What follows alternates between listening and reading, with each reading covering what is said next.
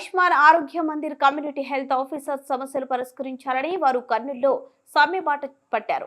నగరంలోని ధర్నా చౌక్ వద్ద ఆయుష్మాన్ ఆరోగ్య Mandir community health officers association ఆధ్వర్యంలో వారు ఆందోళన చేశారు. ఆయుష్మాన్ భారత్ నిబంధనల ప్రకారం ఉద్యోగ భద్రత కల్పించాలని వారు కోరారు. ఎన్హెచ్ఎం ఉద్యోగులతో సమానంగా 23% వేతనం సవరణ చేయాలన్నారు. ఈపీఎఫ్ఓ పునరుద్ధరించి క్లినికల్ అద్దె బకాయిలు చెల్లించాలన్నారు. కమ్యూనిటీ ఆఫీసర్స్ కు హెచ్ఆర్ పాలసీ అమలు చేయాలని వారు కోరారు.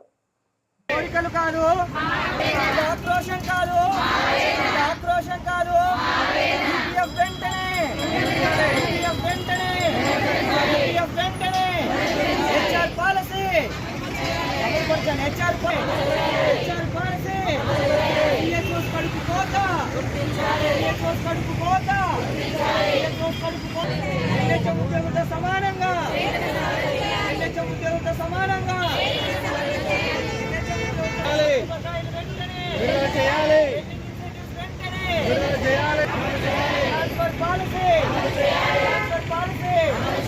నిర్దిష్టమైన job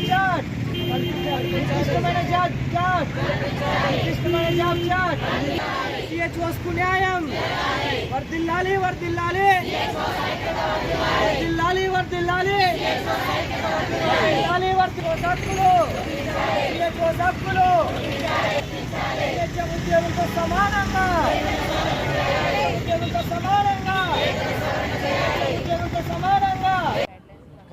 government of India guidelines ప్రకారం మమ్మల్ని అయితే సిహెచ్ఓలుగా ఎవరైతే తీసుకున్నారో వాళ్ళని 6 సంవత్సరాలు దాటిన వాళ్ళందరినీ రెగ్యులర్ చేయాలనేది అయితే ఉంది.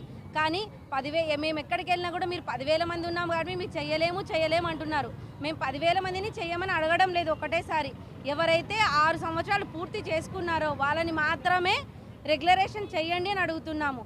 ఎన్హెచ్ఎం ఉద్యోగులకు ఏదైతే 23% వేతన సవరణ చేశారో ఆ పిఆర్సీ మాకు కూడా అమలు చేయండి. ఎన్హెచ్ఎం ఉద్యోగుల్లో అందరికీ చేసి మా ఒక్క క్యాడర్ని ఎందుకు పక్కకు పెట్టేశారు, మా ఒక్కరినే ఎందుకు తీసేశారు, మా ఒక్కరికే ఎందుకు వేతన సవరణ చేయట్లేదు అనేది మేమైతే అడుగుతున్నామండి. ఏపీఎంసీఏ నిర్వహించినటువంటి దశలవారీ నిరసన కార్యక్రమంలో భాగంగా ఈ నెల 24, 25 తేదీన విజయవాడలో మహాధర్నా కూడా చేపట్టామండి. ఆ ధర్నాకు ఎలాంటి రెస్పాన్స్ రాకపోవడంతో ఈ రోజు నుంచి ప్రతి జిల్లా హెడ్ క్వార్టర్లో సిహెచ్ఓలందరూ, ప్రతి జిల్లాలో ఉన్న సిహెచ్ఓలందరూ నిరవధిక సమ్మెలో దిగడానికి సిద్ధపడ్డామండి. మరీ ముఖ్యంగా ఈ సమ్మె నుంచి ఈ యొక్క ధర్నా నుంచి మేము గవర్నమెంట్కి విన్నవించుకోవాల్సింది ఏమనగా, ఏదైతే 6 సంవత్సరాలు సర్వీస్ కంప్లీట్ అయిన ప్రతి సిహెచ్ఓను రెగ్యులర్ చేయాలని కోరుకుంటున్నామని. ఎందుకంటే అది మేము అడుగుతున్న కోరిక కాదు, నిబంధనల ప్రకారం, ఆయుష్మాన్ భారత్ నిబంధనల ప్రకారం ఆ నిబంధనలో ఉన్నదాన్నే మేము అడుగుతున్నామండి.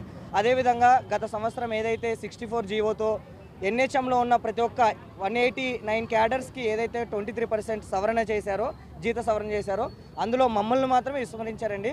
సో ఎందుకు అంటే మీకు జీతంతో పాటు ఇన్సెంటివ్స్ కూడా ఇస్తామంటున్నారు.